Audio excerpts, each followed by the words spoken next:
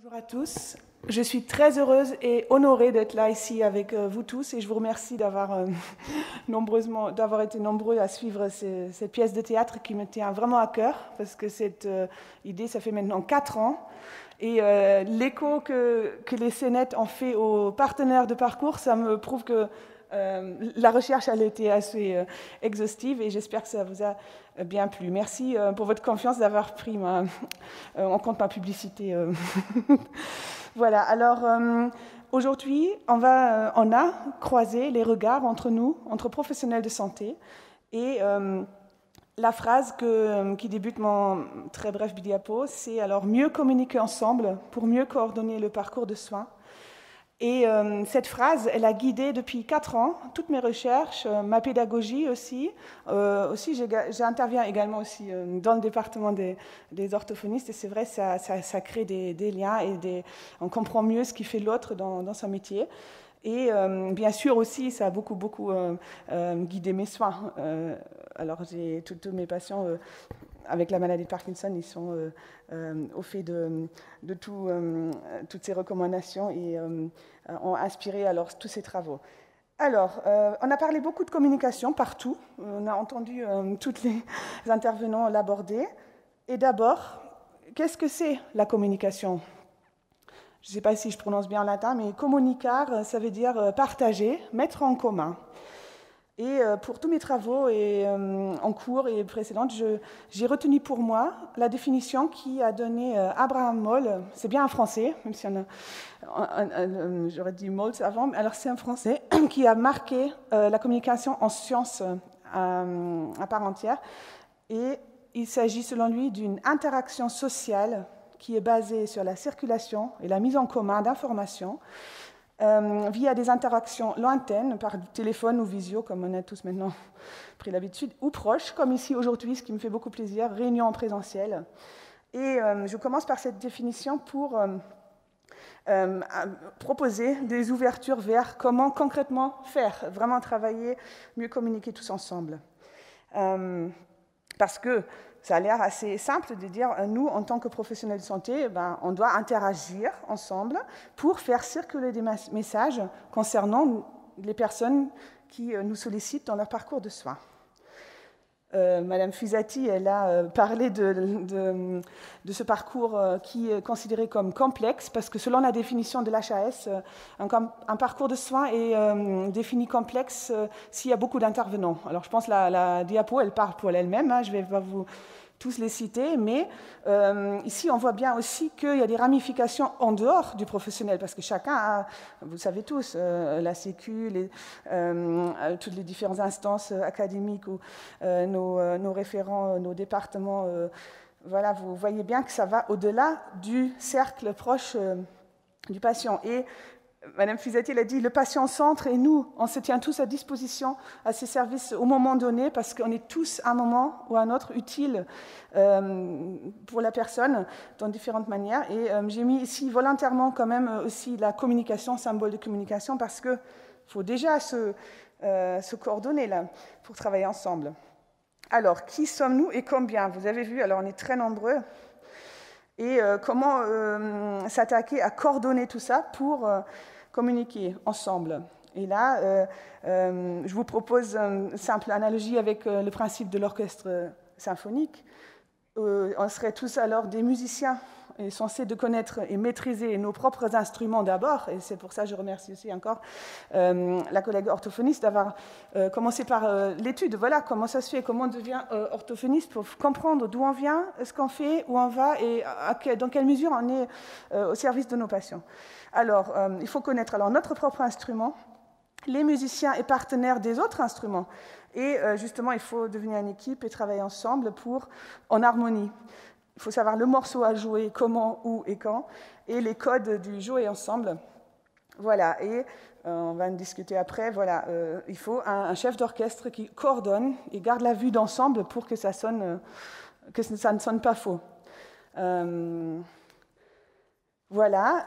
Après, là, je suis fière parce que j'ai voulu toujours être une fois ici devant et proposer comme ça un travail publié. Ça m'a toujours impressionnée. Alors, ça, c'est mon mémoire de master qui a été publié alors, dans la revue de justement gestion de parcours et que comment je me suis pris? Je me suis dit, bon, je veux que ça aille mieux. Je vous rappelle cette phrase, j'ai dit, OK, communiquer ensemble, faire mieux ensemble, mais comment? Commencer par quoi? Et alors, j'ai rencontré tous les acteurs, tout ce cercle, ceux du centre expert, à Lille, nutritionniste, orthophoniste. J'ai fait une demi-journée avec tout le monde pour dire, voilà, qu'est-ce qu'on fait?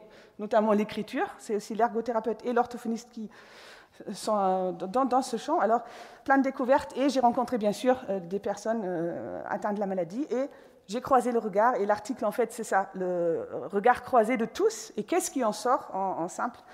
Madame Fusati, elle en a parlé. Tous, mais vraiment tous, ont mentionné, voire mis en mots-clés, en résultat principal, un manque global de communication. Quand je dis global, ça veut dire dans le parcours, entre nous tous professionnels, entre nous et les patients, entre le patient et son aidant, vous avez vu dans c'est net, les malentendus, les incompréhensions, et voilà. Alors, je suis un tout petit peu gênée parce que dans l'émotion, j'ai fait tomber ma dernière feuille là et je ne me sens pas d'attaque là de la ramasser tout seul devant tout le monde. Et je vous dis, c'est vrai, je regarde près. Merci. Hein. Merci. Voilà. Merci pour ce geste hein. Courtois. Non, désolé, de toute façon, on ne peut pas... voilà. Alors, comment s'y prendre? Je propose, hein, bien sûr, c'est comme avec nos patients, on ne peut pas imposer, je vous propose une approche assez pragmatique, et je sais, et je suis heureuse d'avoir ici tellement de futurs confrères et énormément d'internes, justement, ici, qui sont attentifs, volontaires, et je sais que vous allez faire passer ces messages en boule de neige. Je vous propose alors ce petit QQOCP de la communication interprofessionnelle parce que pour revenir à la politique, pour pas juste dire, mais vraiment commencer là, dès la pause de café qui va être proche. Voilà, quand est-ce qu'on va mettre en œuvre la meilleure communication? Je vous rappelle cette formule presque mathématique. Il faut qu'on interagisse pour faire circuler et partager des informations autour de nos personnes qu'on soigne. Alors quand? À chaque moment propice. Ça peut être dans le train, au congrès, dès qu'on peut. Et bien sûr, préférentiellement en consultation, en lieu de soins, visite à domicile, des réunions, les CPTS, je sais que tout le monde maintenant est à un pied dans une CPTS, les CPTS, les centres de vaccination, vraiment entraînons-nous à interagir autant qu'on peut avec 2/3 qui manquent maintenant dans la communication. Et je vous propose alors ces petits mots auxquels j'ai réfléchi. Comment s'y prendre? Alors, il faut rester authentique. Et si c'est un jour de misère, et comme vous avez vu, on veut faire plaisir, mais les photos, finalement, on va en coup de vent. Mais bon, on a quand même fait le geste, mais il faut rester authentique. Si on n'a pas le temps, ce jour-là, on dit, écoute, on va ça la prochaine fois. Aujourd'hui, je fais ton ordonnance, je reviens après-demain, on en discute tranquillement. L'authenticité, alors ça, c'est pour le patient, et aussi entre nous. Si on est convaincu que l'autre, il travaille, si on a tous du respect et de la bienveillance envers nous, on ne peut même pas ne pas être authentique, mais... voilà, pas m'égarer, mais restons vraiment authentiques, pour être collégial et dans l'empathie médicale. C'est un peu dommage parce que ça semble tellement banal, mais j'ai constaté beaucoup, il manque la courtoisie et l'étiquette et le respect de l'autre. Je profite de cette plénière pour dire, depuis toujours j'ai dit, on est tous médecins, voire d'autres disciplines, mais comme ici en l'occurrence c'est beaucoup de médecins, on est tous médecins, on a choisi ces études à moi un autre par envie, par vocation, et après, après on s'est destiné à certaines différentes disciplines pour dire voilà, et après on travaille tous ensemble. N'oublions pas de ce départ commun de toutes ces études qu'on a fait. Voilà, la courtoisie, la bienveillance envers nous aussi. Hein, parce que si vous vous couchez tous les jours à 1h du matin, le lendemain, vous ne pouvez pas vraiment être souriant et bienveillant avec tout le monde. Alors aussi envers vous, pour les plus jeunes, l'interactivité, prendre l'initiative, pas toujours dire il faut faire mieux, mais commençons à faire mieux, quoi, et dire voilà, prochaine fois je vais dans une formation, je vais aller vers l'autre collègue et je dis tiens, dis-moi une journée type, comment ça se passe dans ton métier, et on apprend comme ça, et on dit tiens, et on met un visage sur un nom, on appelle et on dit, et c'est comme ça se construit la communication. Et le sourire, je me permets de vraiment, le sourire, c'est un puissant moyen de communication non verbale vous avez vu dans la scénette, parfois, c'est ça la grosse difficulté pour Parkinson, parfois c'est un sourire intérieur, et ben on se dit, mince, ils n'ont pas vu, à part que j'étais heureuse, parce que j'étais anémique. Petite astuce que je dis à mes patients depuis toutes mes recherches, et mes thésards se reconnaissent, pourquoi pas un code non-verbal simple.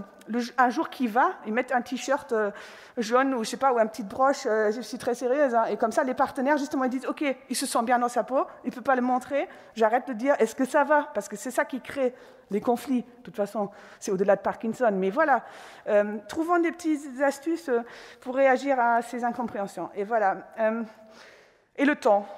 Prenons le temps pour discuter tout ça et prenons le temps pour mettre en place tout ça qui semble pas si facile que sur le papier. Et pourquoi?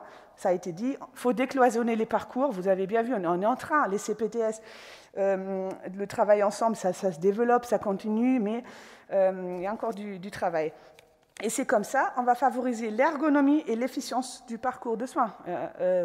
Madame Fusati, elle a justement dit, on n'a pas besoin de faire 3 bilans cognitifs en 3 mois, quoi. Je veux dire, c'est parce qu'on ne sait pas que l'autre l'a déjà fait. Et puis, on pourra plutôt investir après dans une bonne séance de psychologie. Et voilà, être plus efficace, plus efficient.